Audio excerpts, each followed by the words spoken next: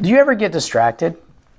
Let's say you're at home and you've got a list of items on your to-do list. Maybe there's 10 things you want to do that day, and you begin working on them and you feel good that you're starting to accomplish some things, and then you get a notification from Facebook on your phone and you look at it. And then an hour later, you realize what you've been doing is looking at all of these posts from all these people, and some of them are kind of depressing. And so you're kind of depressed about that, and then now you're depressed because you have failed to do the things on your list that you wanted to do. You won't get it done now because you have been distracted by Facebook. Or maybe you're talking with somebody and there's a TV on in the background. And as you're talking with them, you suddenly realize that for the last minute, you haven't been listening to them. You have been listening to the TV, or trying to listen to both at the same time.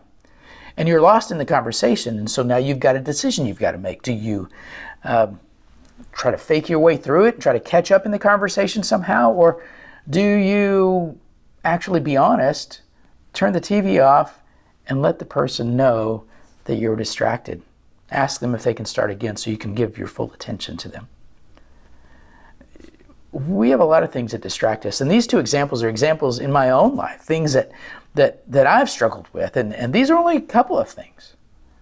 What is it for you? You know, distractions can cause us to also be distracted from following God. The worries that we face, the busyness in life, the expectations of others, different things that occur in our life that grab our attention can distract us from following God.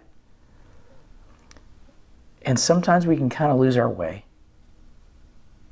It reminds me of a passage in Hebrews chapter 12, verses 1 through 3, where the writer says this: "Therefore, since we are surrounded by such a great cloud of witnesses, let us throw off everything that hinders and the sin that so easily entangles, and let us run with perseverance the race marked out for us, fixing our eyes on Jesus, the pioneer and perfecter of our faith. For the joy set before him, he endured the cross, scorning its shame, and sat down at the right hand of the throne of God. Consider him who endured such opposition from sinners, so that you do not grow weary and lose heart." It's telling us that what Jesus did was he didn't allow the distractions in life, the pain and the suffering and those who were opposing him, he didn't allow that to get in the way of what his purpose was. His purpose was to come to the cross and rescue us. And he knew that he would be glorified by God by doing that. He didn't allow life to distract him from that. Now, did he have struggles with it? Well, sure. But he continued on. And what we are encouraged to do in this passage is to keep our eyes fixed on Jesus. If we truly want to know God, we need to know Jesus.